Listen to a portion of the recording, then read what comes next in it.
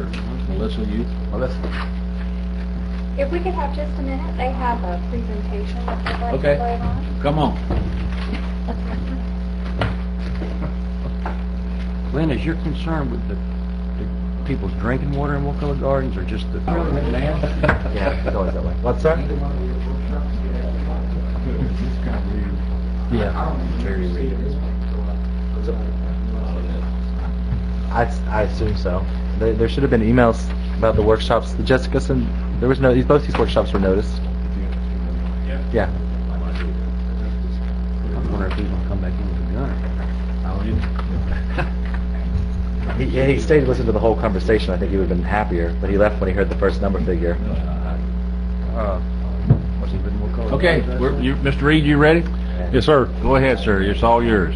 Well, thank you. I wanted to thank the Commission for setting this up and allowing us to come down to speak with you. I just wanted to introduce myself. My name is Harry Reed. I'm with the Capital Region Transportation Planning Agency, and in the audience joining me this evening is Jack Estrua, our Transportation Planning Manager.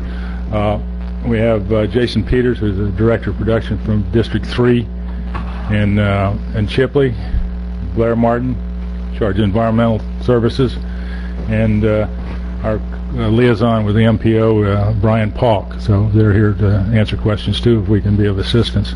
What we'd like to do is what we're trying to work with you all on finding is it's how do we go about fixing your biggest problem that you have down here, and that's what can we do to improve the service on 319. What I wanted to show you to start off with, well, I think you have a package of this, is a cost estimate that we had gotten from DOT a little over a year ago.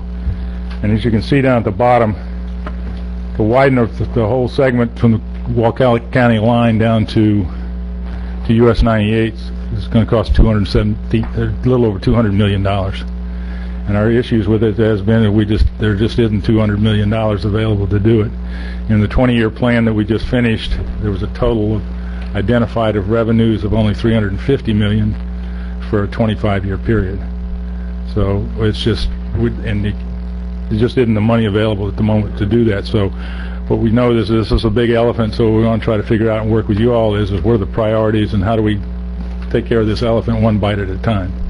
So that's one of the things we'd like to work with you this evening on, is finding out where your priorities are, what we can do to put those priorities together, and then work with the DOT to get those things funded and move forward, as eventually we're trying to get to completing the design for the whole segment of 319 in the future. So that's where we should want to start. Did like to kind of get from you all where you think some of those issues are as far as the identification of the issues. I know that you did a town plan. We have talked to the consultant. We've talked to your staff, and we know that there's some intersections that need to be improved. We'd like to kind of get a priority of what those are. Maybe even look at some alternatives that we might be able to begin to put into place that would assist. So we're trying to hear what you have to say, what your ideas are, see what we can do about putting something together and really put a plan together that will, like I said, address this one step at a time. So that's kind of where we are. Let me just add, I want to thank the DOT folks for being here. I want to go on the record and say you guys have been most helpful, at least in the past 3 or 4 years, to come to our aid and help us with intersection improvements and trying to help with extending the suicide lanes. And if we can, I can tell you that we've had a much improved working relationship with you guys, especially in the Chipley office, and I want to thank you from this board and from this county, from the people in the county, because we couldn't have gotten, we have gridlock now, but we really had a bad gridlock before, and what y'all have done has really helped us, but we got a long way to go. But I want to tell you that you folks have been very receptive and listened to us, and I know money's scarce, but y'all have reached out and helped us in more ways than one, so I want to thank y'all for that. One of the other things we might want to look at is that we know, like you said, that you've done that town plan. And the other thing is I don't know if you've all had the opportunity to look at the sector plan that we did as part of the regional mobility plan for Crawfordville. Do that again. The sector plan that we did as part of the regional mobility plan that we did for Crawfordville. We did 5 of them in the area. Crawfordville was one of the areas that we looked at. So we wanted to look at that. So what I can do is we can come back to the map in a minute, but show you what's in that plan, see how that fits with what you're looking at and how it fits with the plans that you have for the Crawfordville plan. Melissa, would you review, for my memory anyway, what were the intersections that to implement that had been identified? We were going to start with those and then try to...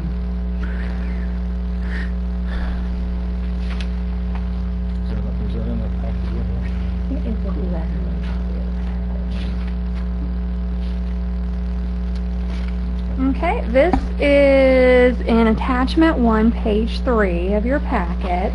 It's the intersections of Wakulla Road at Crawfordville Highway, intersection of Ivan Church Road and Crawfordville Highway, the intersection at Martin Luther King Jr. Memorial Road and Crawfordville Highway, and the intersection at Bloxham Cutoff and Crawfordville Highway. Those were the 4 intersections identified in the Crawfordville Town Plan as needing the improvement.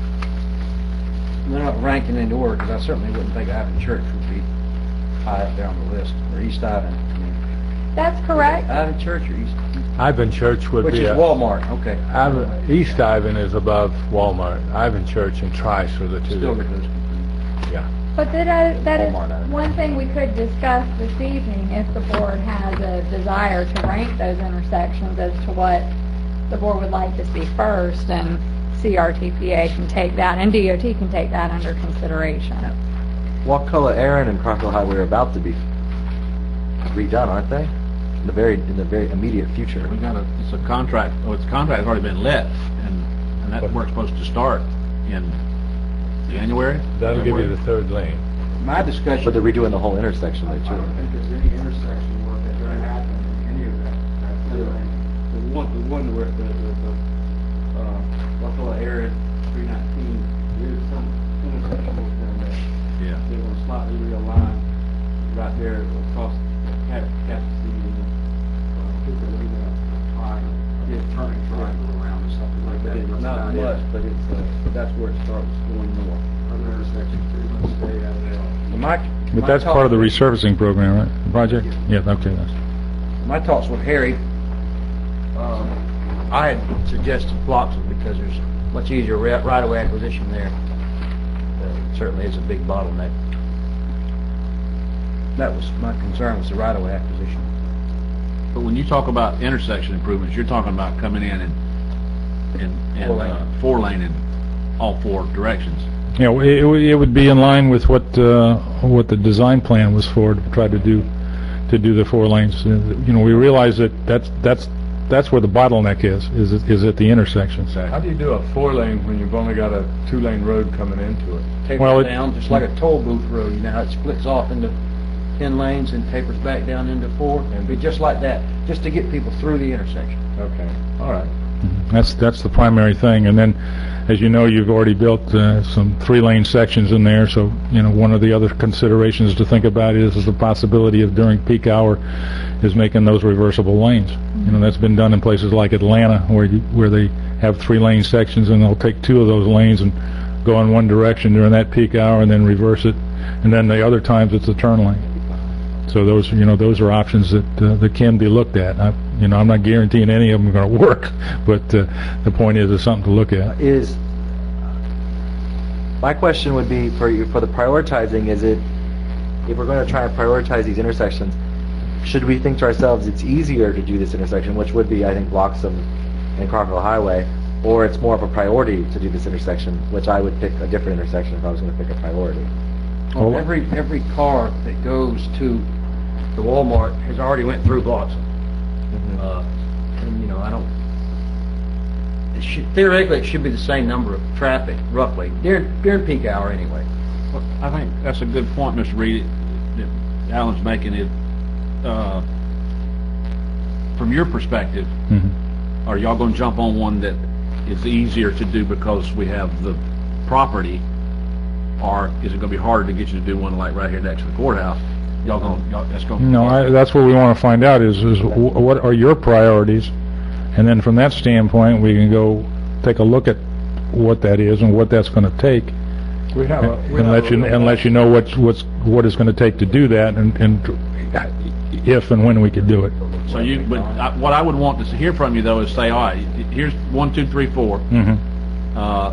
One is we want to be able to do one for you, but it's too hard because it's going to cost too much or whatever. But if you'll let us, we'll go down here and work on 3. Will y'all do that? Yes, sir. I mean, that's the point. Is that what we need to find out is which are they? What do we need to do? What is it going to cost to do it? What's the effort required? And then what we'll look at is what are the revenues and what are the opportunities we've got to do that. And then what we'll try to look at is match those up. We'll come back to you and say, here's what we've got, here's what we can do, and here's what needs to be delayed. I think our top priority is to do the whole thing, but we're kind of back to that thing. If this was going to require $3 million of right-of-way acquisition, this one requires $300,000. It's just like the CTS deal, you're a lot better chance of getting that one done than hoping for the one you really want. Well, I would rank Wakulla Aaron and 319 higher than Martin Luther King and 319. And earlier, or a while back, when we talked about the intersection with Martin Luther King and Aaron Road on this side, even the possibility of not doing 4 lanes both directions, maybe just 4-lane north-south and keep it 2-lane east-west. I think that makes sense. I would, if we're just, I guess I interjected, so I would do, for me, Wakulla Aaron and Crawford Highway, because I think, I think all these intersections are equally, as Randy was pointing out, have the same traffic impacts. But I know that the people, it's my impression that the people on Martin Luther King Highway right now have been anticipating their building being torn down for a long time, and there won't be any improvements made to that intersection development-wise until that happens. Which is why I would rank, because Wakulla Aaron Road and 319 already, the buildings there are occupied. The buildings here at Wakulla, they've just been waiting to be torn down, and I guess there's people in them, but they're not making any improvements. I was just thinking, because I know, because it's right in front of my house, every day there's traffic backed up all the way to Glenn's store from that intersection, and that's the only reason I said that. That is the biggest bottleneck in my mind, is it, backs all the way up to there. That, I know they're all probably equally important, but you've got you have Trice Lane and Ivan Church coming in at not at an intersection. There's got to be an intersection there. that's fixing to be addressed, I think. Sir? When they're coming in to do, they're going to put turn lane, a northbound turn lane onto Ivan Church, and then Trice Lane, of course, is right in, right out only. So the problem with that intersection typically has been when you're northbound, somebody's trying to turn left onto Ivan Church and backs everybody up. But that will be resolved here in a couple of months when they put the left turn lane onto that road. It's my understanding, if that's what you were talking about. So you're saying that you will not need an intersection then at Trice and No. Ivan? No. We intentionally did Trice Lane like that years ago to try to get people to go to the Wakulla Aaron intersection at the McDonald's because it had a light. So we intentionally made it a little bit more difficult to just run straight up Trice. Because it used to be everybody tried to take a left on Trice, traffic was backed up for 2 miles. So I don't know if that answers your question or if you even have one. Well, yeah. Okay, so as I understand it, you think your number one priority as far as intersections right now is Wakulla Aaron Road and I think so. and 319. Okay, well we certainly want to look at that one. I'm back with Randy. I think that's the second one is back up closer to where he lives. Bloxham Cutoff. Bloxham Cutoff is probably number 2. Okay. And I agree. I'm fine going along with that. But if it's a matter of you're not going to get this one done because it costs too much, when you could have got that one done. But that's what the man just said that we can do. Now, we're not going to come back and tell you what needs to be done so much as we're going to come back and tell you what the conditions are. Let's take a look at that, make an assessment from that standpoint, and again, engage you in seeing how we want to move forward. Okay. But this is in our case right now, is more of a fact-finding thing, realizing that we can't do what we said of coming up with $200 million, and each one of those segments, are running $70 to $80 million a piece, that we just don't have the money. And so we're trying to figure out how we can do little incremental improvements. It would seem that you could do 267 and 319 relatively inexpensive because you don't have any buildings. You just got land. That would appear so. But what we don't know is that what we really need to do to Wakulla Aaron, what that's going to take, and whether or not there might be funding available to do it. Well, because the improvements that have been made at Bloxham Cutoff have already helped a lot. I guess I'm interested in hearing from some of our more roads people, Cleve and Brent and Alan and stuff, what you think. You got to get a hand on it, Mike. When you're chairman, get a hand on it. All four of those intersections are extremely important to Wakulla County, but the thing we've been talking about for a while is Leon County and Tallahassee are improving their transportation system and dumping the traffic onto us at a rate that we can't handle. You know, if we can't do these stacking lanes or make major improvements, if we can get something to improve our signalization system that can compensate for those times that, you know, they're finishing up that last section of Capitol Circle, which means you're going to have more traffic in our area at a peak time, and that's where the backing up is coming. You know, we haven't come close to keeping up with our ability to handle the traffic through our county as the way they have the ability to dump it into our county. So you've got to look at the whole picture, and I know it's expensive, but we've either got to slow the traffic coming into the county or try to control it when we get down here. And Alan, do you have anything to add to that, or? No, actually, I was just reading attachment. Why don't you introduce yourself so I don't know these folks all I'm know. sorry. My name's Alan Wise. I work with Preble Rish, one of the county's consulting engineers. On attachment 3, page 2, it looks like the sector plan that was prepared 2 or 3 years ago. No, sector plan was just finished within the last year. Okay, you guys may not have seen the folks who were asking the questions, but these intersections that were prioritized, and then I mean maybe what we need to do after today's discussion is, do we still agree with these priorities? Do we need to ask CRTPA to move them around? But I agree with what Cleve was saying is, you know, the more improvements they do in Tallahassee, the faster it puts the traffic on Wakulla County. And I think let me if I could rephrase Cleve's term of dump. What it does is it concentrates the existing traffic faster, I think is what you were trying to say. It doesn't increase it, it's kind of like paving a ditch or something. It makes it flow faster to one point, so instead of somebody taking a little longer to get over here to 319, now everybody's getting to the same point at one time, shooting south. So it's not an increase in volume, it's just an increase in intensity. Going back, all right, but what you were pointing us to, the ranking was Wakulla Aaron, Ivan Church, Bloxham Cutoff, and then Martin Luther King. correct. Okay, and I was just making a statement that the county has already provided, I guess, these prioritizations in the past, and maybe we need to say, well, we've already prioritized them. What's the next step? See, I actually agree with that prioritization. I don't really personally. But I don't think Inslee's done. Well, but what Alan's on the right track here is what's next. I guess that's what we need to ask you, Mr. Reed, is what happens next.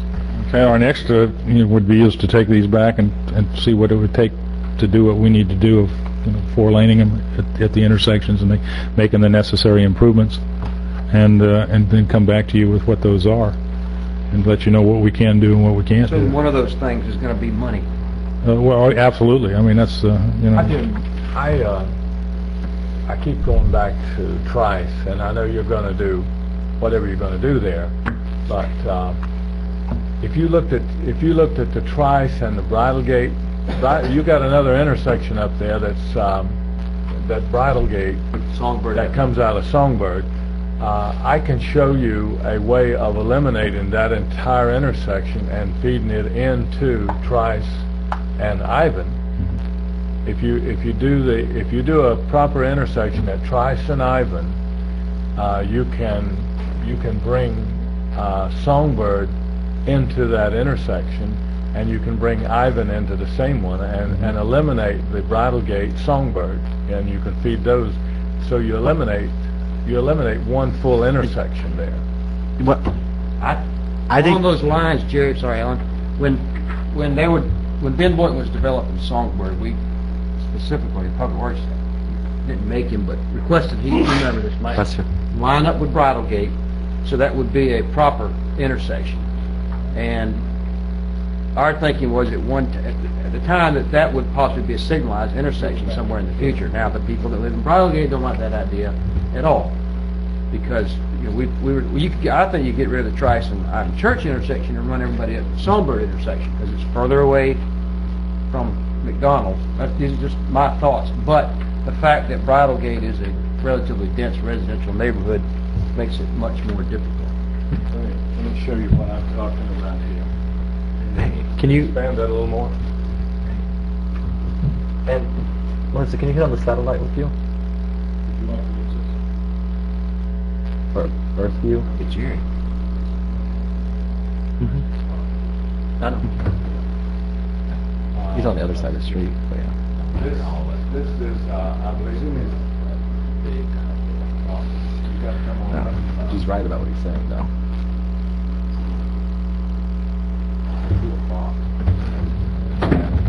That's Trice. That's good enough there.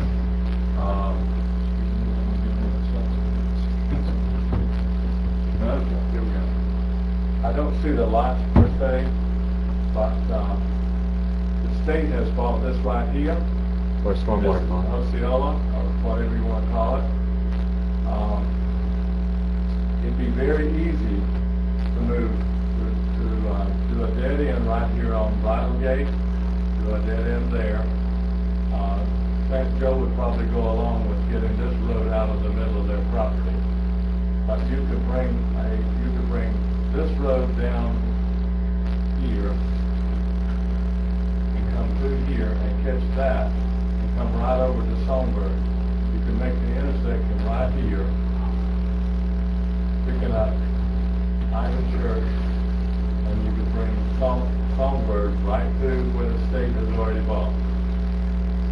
St. Joe would probably go along with you very easy to get this road out. Their property line comes right down through here, and that would eliminate that. But you would eliminate this intersection here completely. They already have the right of way here, and they come right down that property line there. And then you would have to bring Trice up through here to that. But what you can really do fairly easy is eliminate this intersection going forward. And why would? Well, and again, I'm not a planner. Why would you want to get rid of that intersection? Because it slows traffic. The more intersections you've got coming down a road, But it slows traffic. but we're not trying to well, okay.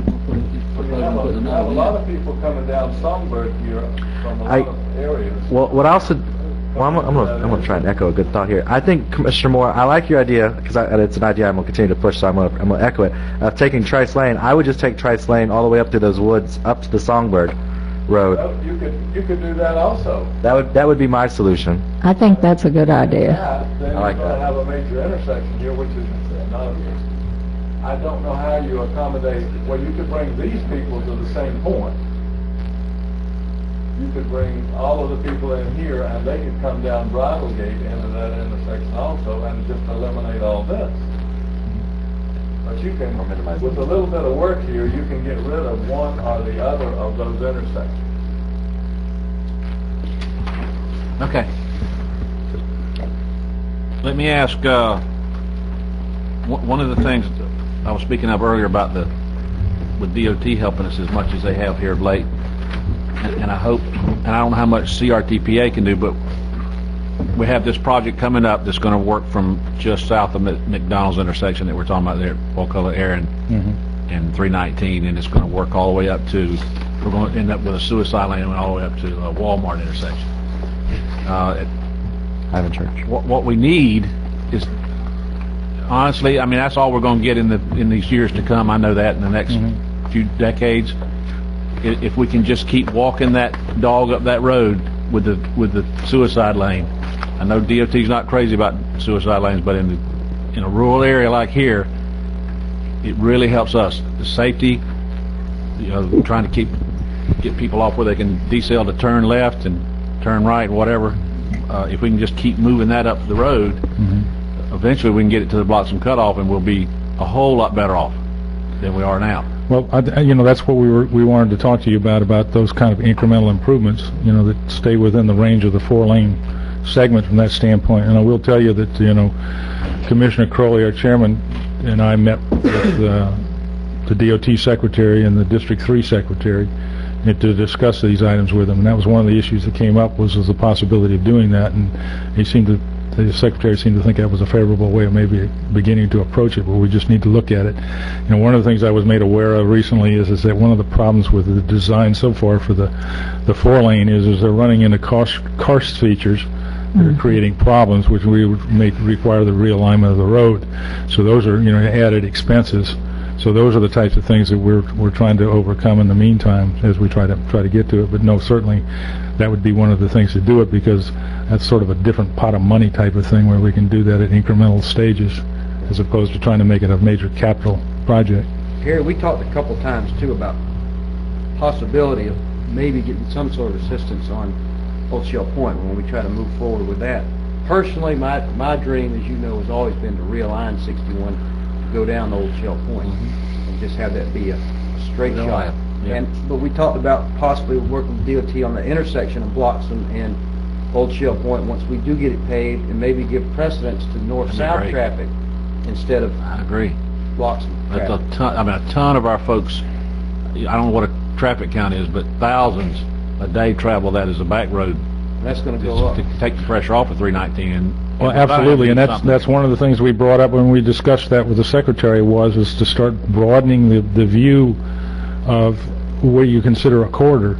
It's not between the right-of-way lines, but between where you need to be able to move. And did mention that you all were moving forward on your own initiative to pave that part of the road, and what could we do as far as providing you future assistance to be able to maintain it. And you know, they seemed to think that was something that they could certainly look at favorably from the standpoint that you're making that initiative on yourself.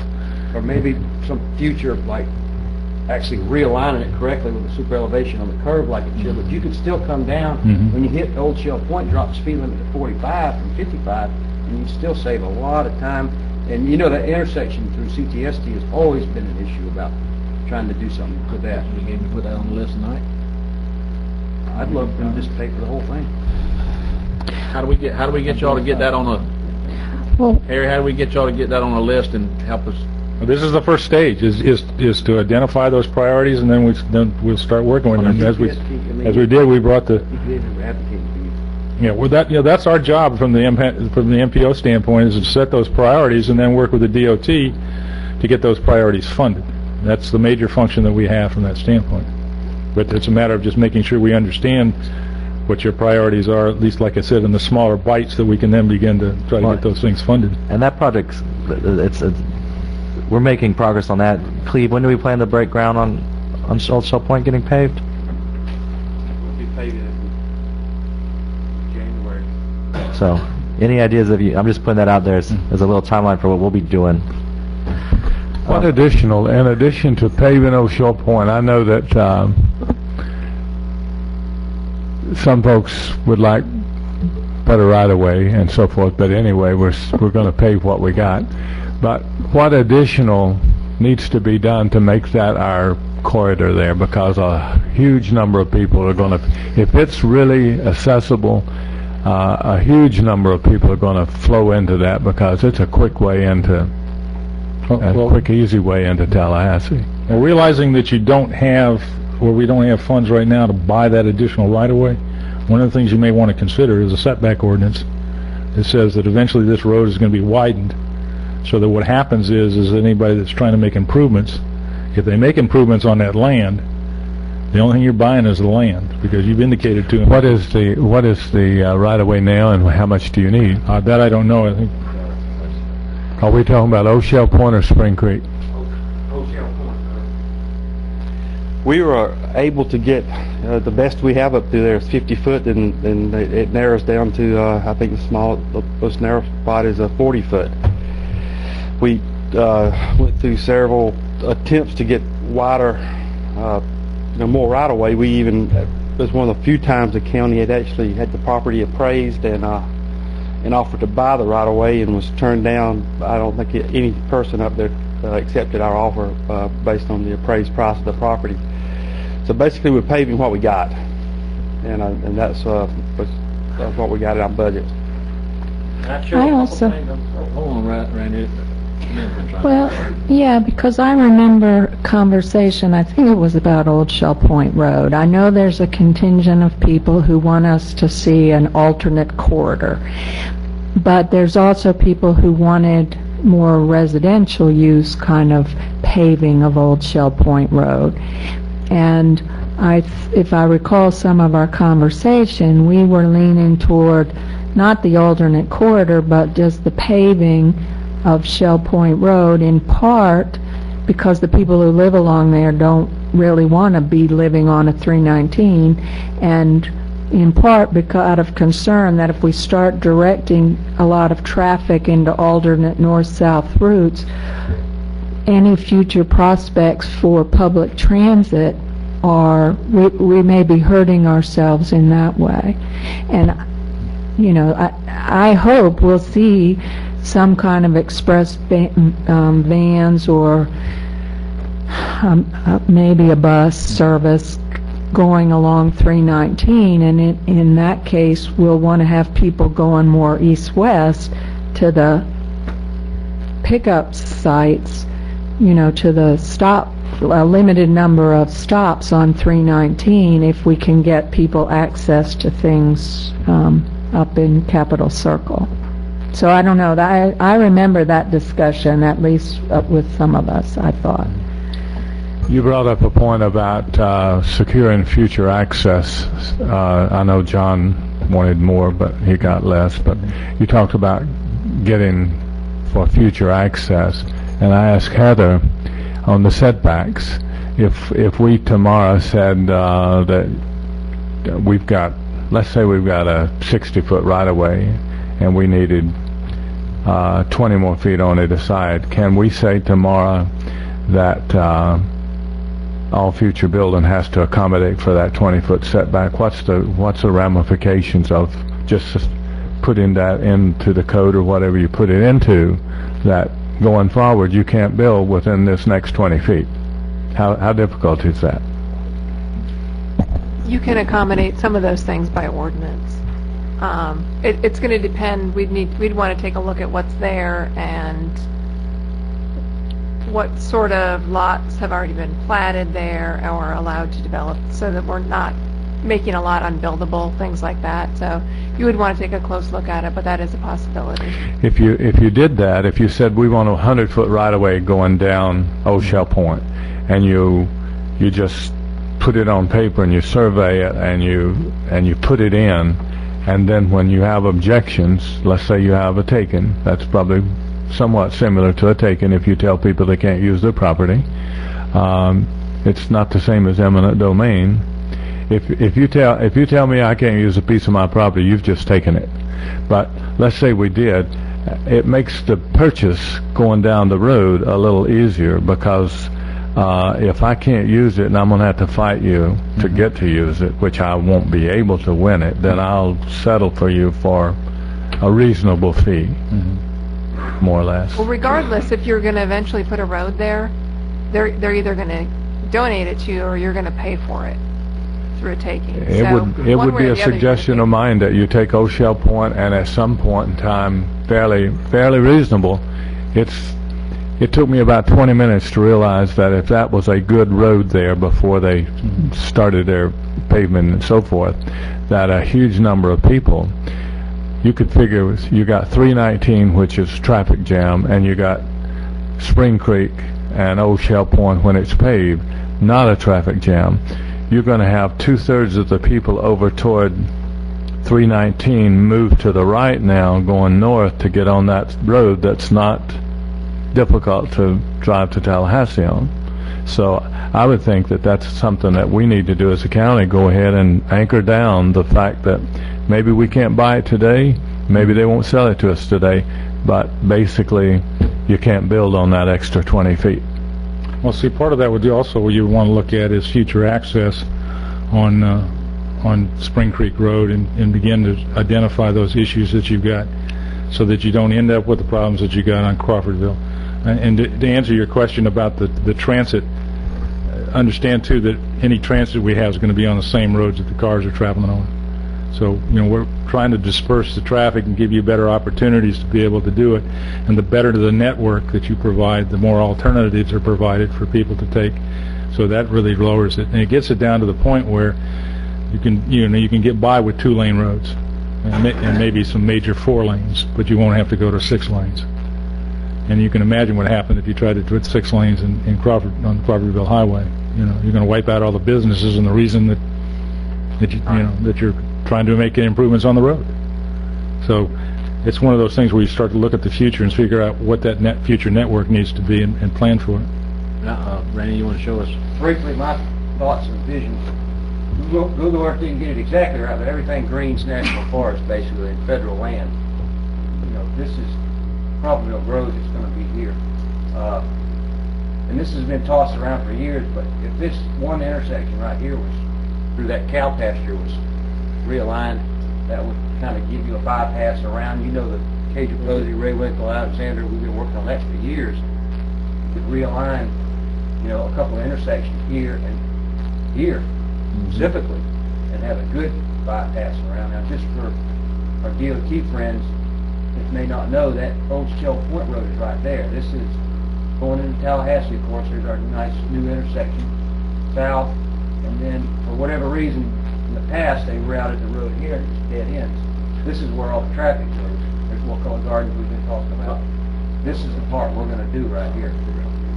The existing road, and I think if we realign that intersection right there to be precedence along there, that would greatly to be a second arterial road, north-south arterial road, basically, and a lot cheaper than doing a lot over here. And that's probably one of the higher priorities, and I think we need to work on is that right there. If you do a right entrance into Old Shell Point off 61 and make 61 a dead. That's exactly what I mean by realign. Make this, when you drive a car, you'll come here, you'll follow this curve, and you'll come down, boom. Instead of right now, you go here, then turn back up. So even if you made this 35 miles an hour, you'd still save a lot of time and be a lot safer. Oh, yeah. Which we're doing that now. But if we wanted any help from DOT, it would be something on this intersection and possibly help realign it. Yeah. How much right-of-way do you need for 4-lane? Well, that's 200 feet of right-of-way on 61 right now, I think, if I'm not mistaken. But you'd need at minimum 100 feet, which we're not even close to that. I wouldn't consider that to be a 4-lane, a need for the 4-lane in the future. What I'd look at doing is the way you make it function as a 2-lane is limit access. Control the access on that road. There's not really many driveway cuts in it now. That's what you'd want to do, and if you got additional right-of-way, then what you can do is that you can put in, service roads on the side of it that allow for that. It's just woods right now. Let me turn. Here, I'll go. But anyway, you can see on the left side of that road we're talking about, it's all woods. Yeah, I understand. You could call 61 as being your Tallahassee Road. 319 goes to St. George. That's 319 to St. George Road, facility that we'd work and on. 61 is a Crawfordville Tallahassee Road. Spring Creek, straight Yeah. Come eat some crab. What I wanted to show you here was, as part of that plan that we did, one of the things we did is count the number of driveway accesses you had on 319. And what this does is go all the way from Walmart down to the governmental complex. And the line you see is what the minimum Florida, or what the maximum Florida, the FDOT standards are for access. This is what you're really causing the congestion on 319 between the Walmart and the governmental complex, is all those cuts with people making turns. And that's coming in it, they're coming out of there slow, and all of that's what's creating all that major congestion. So that's what we're doing. If you go to the next page, I'll show you some. So what we've made some suggestions. Just roll through it is what you do. So we've taken each one of these sections, and if you continue down, Melissa, you can see there's some thoughts that we had about what you can do in these type of areas. So that area between falls kind of in with your town plan. Now we had a 2-lane section here, but you can make it a 4-lane if you want with thing. But if you go to the next section, again, this is the driveway cuts we're talking about. Looking at it that way, now you go to 4 lanes, and then you go further up. Now what we're looking at is 2 lanes with service roads, which, you know, if you're familiar with Appalachia Parkway between Magnolia and the Capitol, that's what we've done with that, and that gets the volume of the traffic that moves through that is highly significant, because it gets people, local traffic, off those roads onto that side road, and the through traffic is just moving through. Come on now. Well, it just goes back to, again, like we talked about earlier, if we took Trice Lane and extended it up, so it's different, because you're trying to stop all entrance to the through road. Right? No, well, not the through road so much as the intersections. I mean, Yeah, the intersections would be the turn points that you make, but you'll have slip lanes that allow you to get on and off, whereby instead of having people stop and making a turn, you've got them coming off at a reasonable speed so they're out of the way and the traffic can continue to move. And also, on the flip side of this, at some point, it may not be our goal to get people through Crawfordville as quickly as possible down to the coast, you know, and I'm sure that's been taken into account. Maybe you want people to slow down and whatever. So maybe that, you know, when you're just trying to get from point A to point B, but we want to be point B here for people to come here, or, you know, at least stop on the way through. Well, I think what you're looking for is just being able to avoid the stop and go type of thing. And sometimes when you slow the traffic down, you can do that. You actually move more traffic by going a little bit slower, because it's going faster from that standpoint. People feel a little bit more comfortable when they are turning or pulling on the road, that they're not being rushed and run over. There you go. It would be my thought, real quick, and I'll try to be real quick. It would be mine that I agree with Randy. They start piling up at his road going down to your house, which is a mile north of 267. I don't see that happening anywhere. We see traffic. As we've got our 3rd lane now, we see traffic moving, but where he is setting, traffic actually stops. And I would think that would be my number 1, and then redo 61 to where we can move out of town on it. Let's get John, Chuck, you wanted to make some comments. A couple citizens needed. Did you want to say something? Come on up here if you can, John, so we can get you recorded. As John's coming up, I'm going to echo, I like the idea of aligning Kate Posey with Ivan Church Road through I guess it's a horse pasture now. Horse pasture. I encourage us to continue. That'd be a county project, and I have no idea what it would cost, but. Right away, acquisition step 1. Yeah, I really didn't find out about this till last night. I apologize, but I'm really not very well prepared. But we have been meeting on a weekly basis about all these things we're talking about. And this is very encouraging to see this happen, and we're all thinking about the same thing. And when we come back in 2 weeks, I think we're on the presentation agenda for the next meeting. We're going to, at least have some options for there's some thoughts about funding. The comments I wanted to make about the Shell Point Road, Harry mentioned something about the possibility of DOT considering to take over maintenance of that road. I don't know if that road would have to meet DOT standards when it's paved to do that. I just want to correct it. What I'm saying is they would look more favorably on providing funding to help maintain the road. I didn't say that they'd take it over. Well, then that may make it all right to do it the way we're planning on doing it. But yeah, the idea that Jerry mentioned about establishing corridors for the future on 319 and Old Shell Point Road is,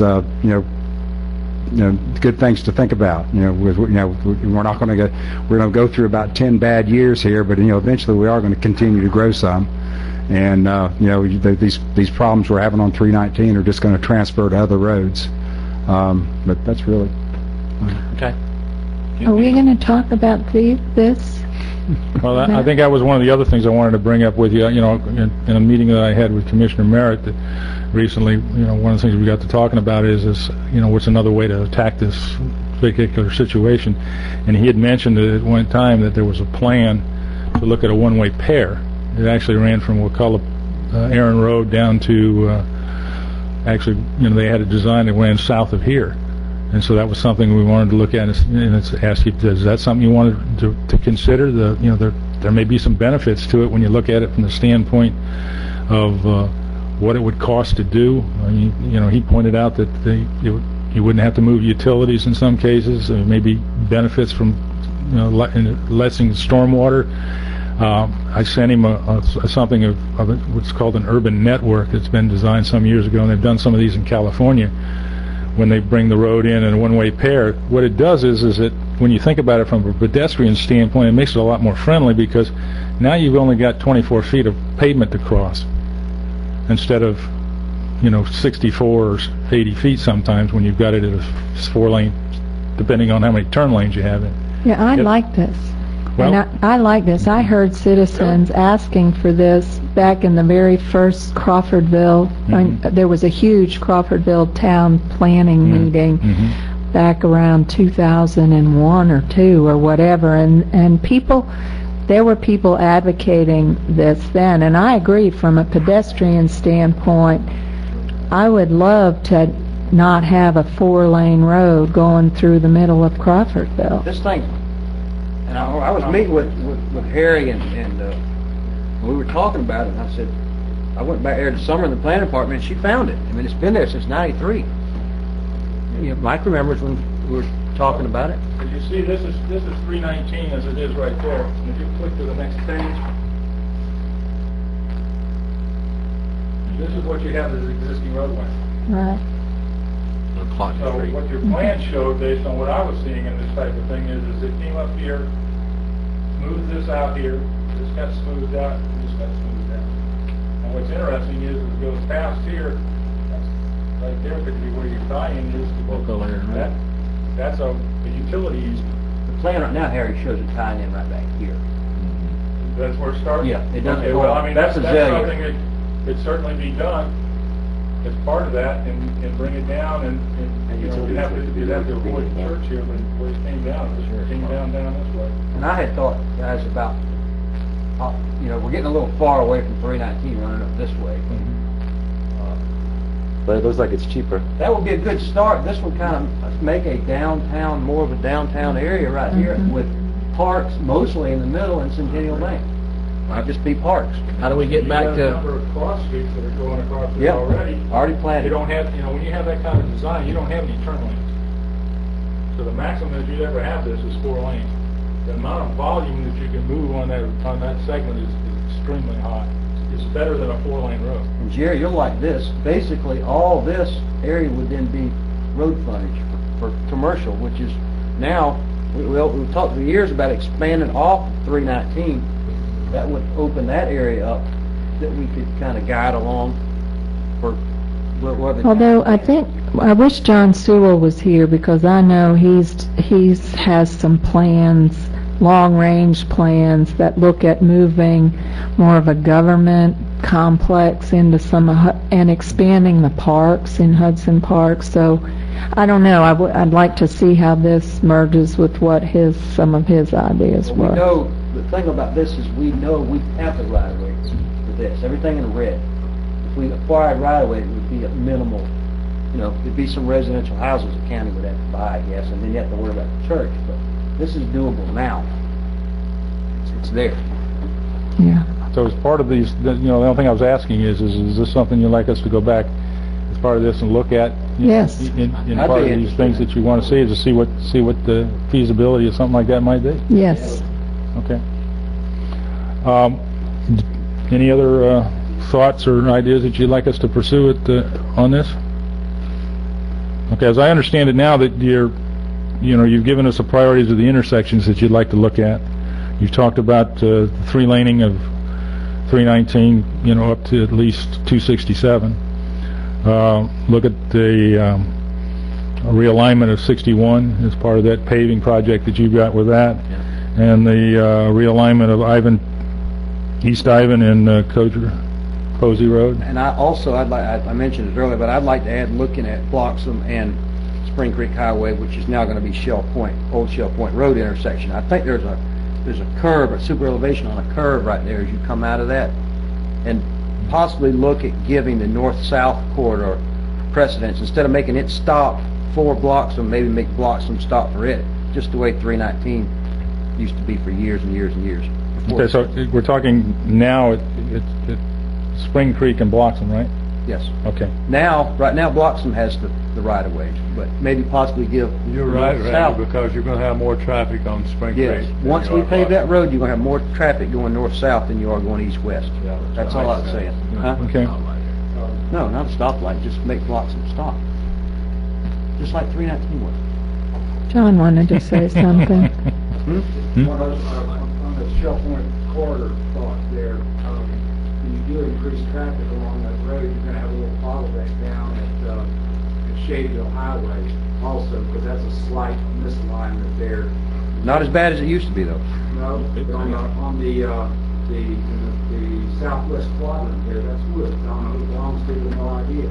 But, a little curve there, if they could acquire that property, to straighten that shot up through there, that'd be very helpful. And timing of the light there would also be key.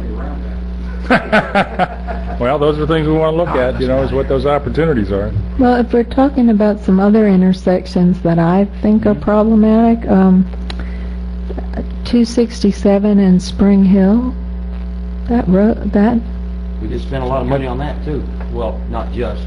Well, I mean, I know it, but that one seems, especially when you're coming south, it seems really dangerous to me. That's Spring Hill, not Spring Creek, right? Right, Spring Hill. This is on the western side. Spring Hill. Right, and then I know there's been some studies with 319 and 98, but that seems a mess.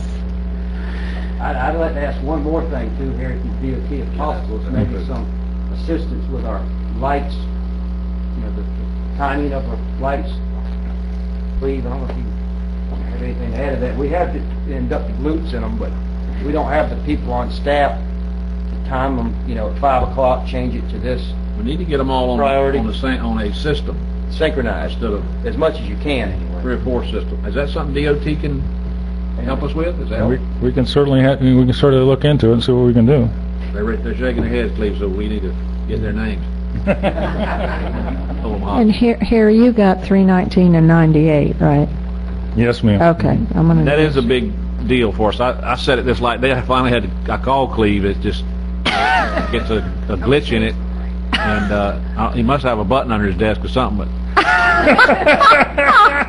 camera on my truck.